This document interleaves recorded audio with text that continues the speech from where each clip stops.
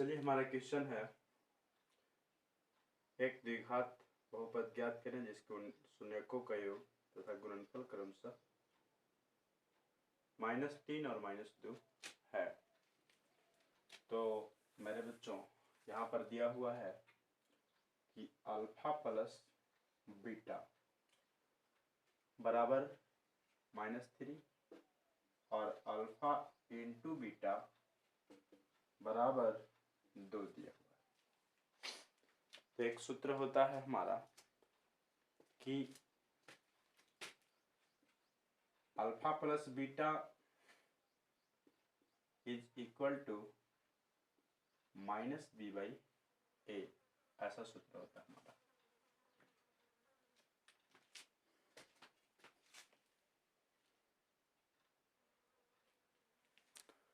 -b/a ऐसा सूत्र होता है। तो अब हम इसको ऐसा करेंगे कि alpha plus beta is equal to इतना होता है और alpha into beta is equal to 2 होता है। c/a होता है बच्चा, c/a। तो इसको हम लिख सकते हैं मेरे बच्चों, क्या लिख सकते हैं, अल्फा प्लस बीटा के जगह पर -3 इज इक्वल टू -b/a। तो माइनस से माइनस कट जाएगा, इसको हम 3/1 बराबर b/a, नीचे वाला का मान नीचे वाला, ऊपर वाला का मान ऊपर वाला, लिख सकते हैं ऐसा। अब यहाँ से आते हैं, अल्फा गुने बीटा का मान 2 और c/a, तो ऐसे कर देंगे, ऊपर वाला का मान ऊपर वाला, नीचे वाला का मान नीचे वाला, अर्थात द्विघात समीकरण का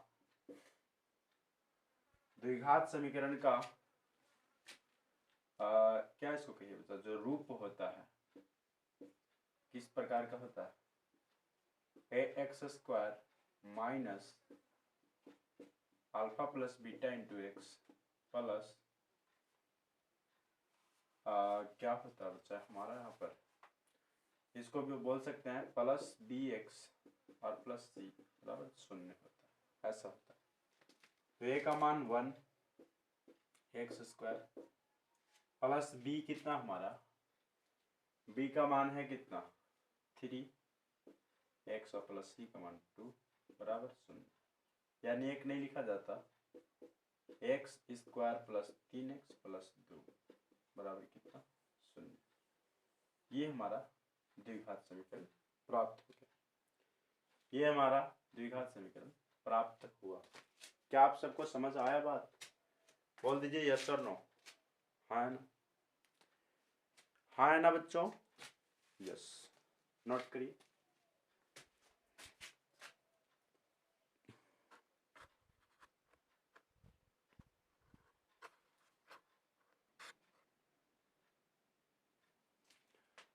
देखिए मेरे बच्चों, अगला क्वेश्चन एक और है, इसमें बोला हुआ है कि सिद्ध करें कि किसी वृत्त के परिघ समांतर चतुर्भुज समचतुर्भुज होता है।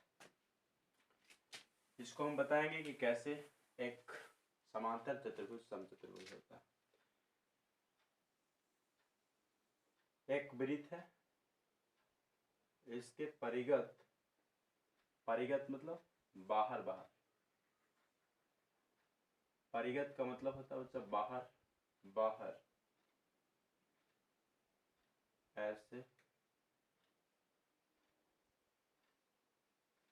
ऐसे बाहर, इसका नाम रख देंगे ए, इसका बी, इसका सी, इसका डी। तो इसका का ए, सॉरी ये पी, इसका क्यू, इसका आर और इसका एस नाम रखते हैं। यहां से हम दिखाएंगे गिवन, सबसे पहले क्या दिखाएंगे, गिवन में लिखेंगे एक वृत्त जिसके परिगत एक समांतर चतुर्भुज ABCD है, ABCD है। To prove that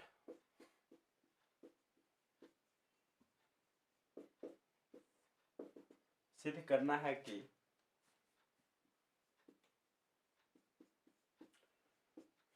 ABCD एक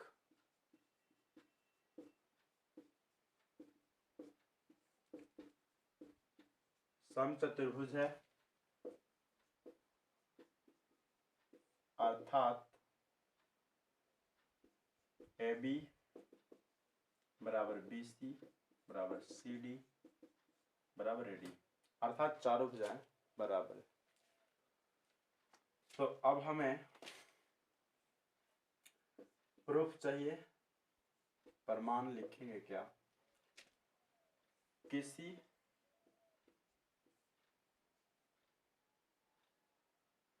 वृत्त के बाह्य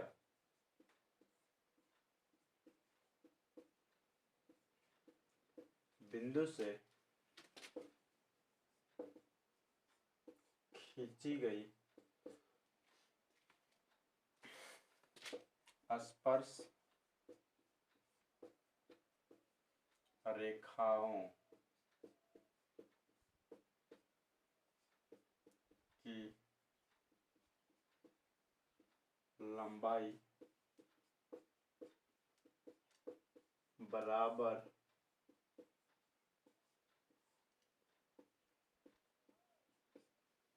होती है, रेखाओं की लंबाई बराबर होती है। चलिए बारी बारी से मानते हैं। जब बाह्य बिंदु एक को लिया जाता है, जब ए को बाह्य बिंदु लेंगे तो ये स्पर्श रेखा और ये स्पर्श रेखा दोनों की लंबाई क्या होगी? बराबर, अर्थात AS बराबर AP, समीकरण फर्स्ट। इसी प्रकार जब B को बाह्य बिंदु लेंगे, इसी प्रकार जब B को बाह्य बिंदु ले रहे होंगे तो आएगा हमारा क्या चीज? BQ बराबर BP, BQ बराबर BP, इसको समीकरण सेकंड। इसी प्रकार जब C को लेंगे बाह्य बिंदु तो हमारा आएगा CQ बराबर CR, समीकरण 3। अगर हम D को बाह्य बिंदु लेंगे तो आएगा हमारा DS बराबर DR। तो ये समीकरण क्या हो गया? 4 हो गया। अब यहां पर लिखेंगे मेरे बच्चों, heading equation first, second, third and fourth. चारों समीकरण 1, 2, 3 और 4 सभी को क्या करेंगे? जोड़ेंगे आपस में। आप जानते हैं कैसे जोड़ा जाता है? बाएं तरफ चारों समीकरण के बाएं तरफ वाले भाग को एक साथ, दाहिने तरफ वाले भाग को भी एक साथ जोड़ा जाता है। तो इसका समीकरण 1 का बायां AS, 2 का बायां यहाँ है हमारा BQ, 3 का बायां है हमारा CQ, 4 का बायां है हमारा DS, 1 का दाहिना है FP, 2 का दाहिना BP, 3 का दाहिना है CR, 4 का दाहिना है DR। अब फिगर से देखने पर पता चलता है कि AS और DS दोनों को मिलाने से बन जाएगा AD। BQ और CQ को दोनों को मिलाने से, BQ और CQ दोनों के मिलाने से हमारा बन जाएगा क्या चीज? BC। BC क्या बन जाएगा, BC। AP और BP दोनों को जब मिलाते हैं तो हमारा बन जाता है AB। CR और DR दोनों को मिलाते हैं तो बन जाता है हमारा CD। एक बात यहाँ छिपा हुआ था कि जब ये समांतर चतुर्भुज था, आमने सामने की भुजाएं बराबर होती हैं, अर्थात AP नहीं AB के सामने का भुजा CD, AB CD के बराबर होगा। एक और है BC और BC के सामने का भुजा है AD। ये दिया हुआ हमारा, क्योंकि समांतर चतुर्भुज है। समांतर चतुर्भुज जब होता है ना तो आमने सामने की भुजाएं बराबर और क्या आमने सामने की भुजा समांतर भी होता है, समांतर भी होता है और बराबर भी होता है। यहाँ पर मेरा AD लिखा हुआ है तो AD के स्थान पे क्या लिख सकते हैं, AD के स्थान पे लिख सकते हैं BC। ये BC जस का तस, यहाँ AB लिखा हुआ तो AB के स्थान पे क्या लिख सकते हैं, BC। और ये CD का CD जस के तस, तो BC BC 2BC। और ये क्या लिख दिए मेरे बच्चों, AB को क्या लिख सकते थे, CD लिख सकते थे। AB को CD तो CD CD 2CD, तो 2 से 2 कटा अर्थात BC बराबर CD, BC बराबर CD। तो अब हमारा जो BC है ये BC पूरा है, ये वाला पूरा BC है, ये वाला पूरा CD है। तो ये आपस में लगातार है, बराबर है, तो इसलिए सब लगातार बराबर हो जाएगा। अतः AB बराबर BC बराबर CD बराबर AD होगा। यह एक क्या है, सम चतुर्भुज है, प्रूव्ड। यही हमें सिद्ध करना था। क्या बात है, आपको समझ आई? क्या यहाँ तक कोई दिक्कत है मेरे बच्चों, यस और नो? नो। तो ये बात है, तो इसको बच्चा इस तरह से किया जाता है। ये हमारा ऐसा हुआ, ये सिद्ध हुआ कि कोई समांतर चतुर्भुज एक सम चतुर्भुज होता है।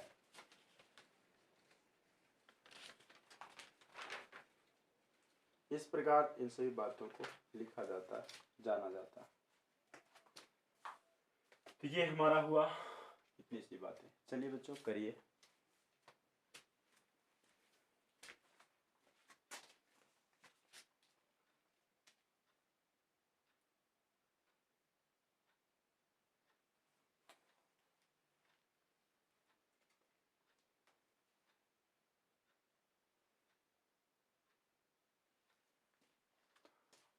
चलिए मेरे बच्चों, तो उम्मीद है कि आप सभी उतार लिए होंगे।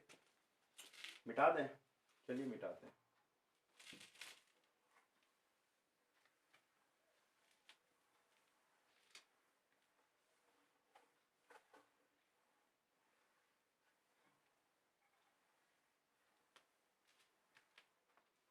अगला क्वेश्चन हमारा, ये क्वेश्चन नंबर हम बताया बच्चा कौन सा, 15 वर्मा सेट का।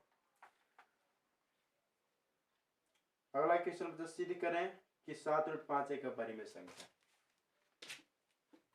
सिद्ध करें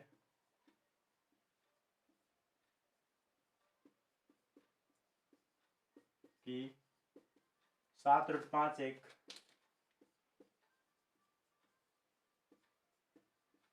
अपरिमेय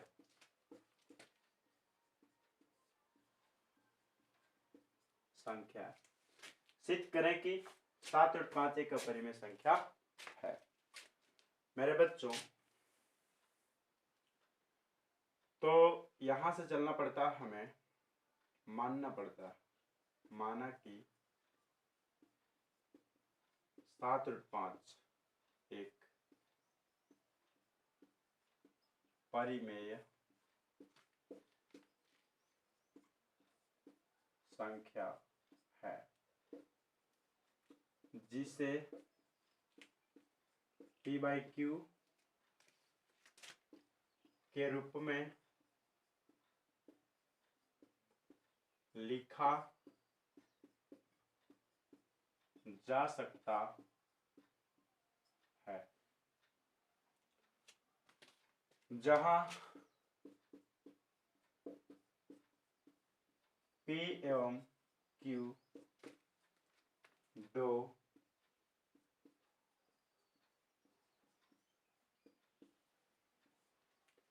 पूर्णांक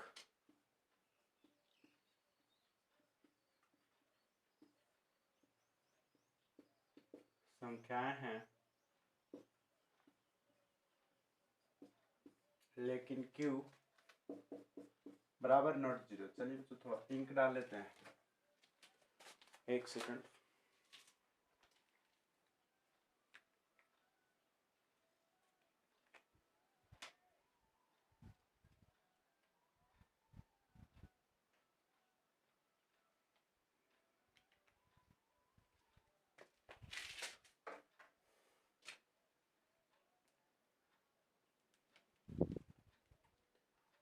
ऐसे इंक डाल लिए बच्चा। अब इसको चलते हैं आगे। तो कितना हमारा दिया हुआ है, 7√5 बराबर P/Q। तो इसको क्या लिख सकते हैं मेरे बच्चों, √5 बराबर P/Q/7। तो √5, ये लो अपने आंसर है। इसके नीचे कुछ नहीं तो 1, इसके नीचे कुछ नहीं तो 1। तो √5 बराबर P/Q गुने 1/7। तो √5 बराबर P एकम P/7Q।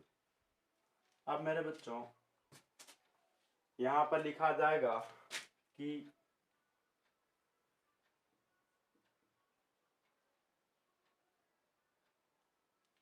√5 एक,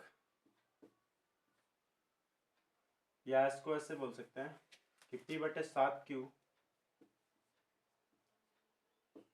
एक परिमेय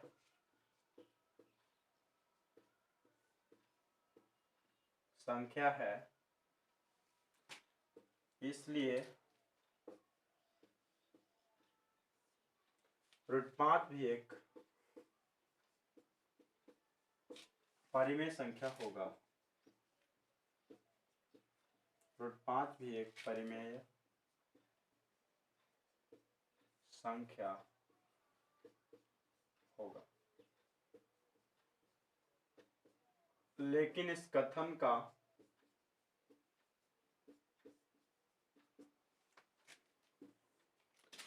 विरोधाभास होता है।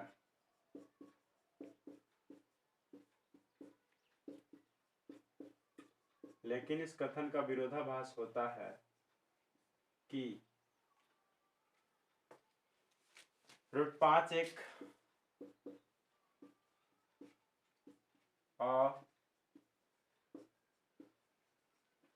अपरिमेय संख्या है। अतः 7√5 एक अपरिमेय संख्या होगा। और यही हमें क्या करना था, सिद्ध करना था। क्या आपको इतनी बातें समझ आई? हाँ ना बच्चों, बोलिए। चलिए उतारिए।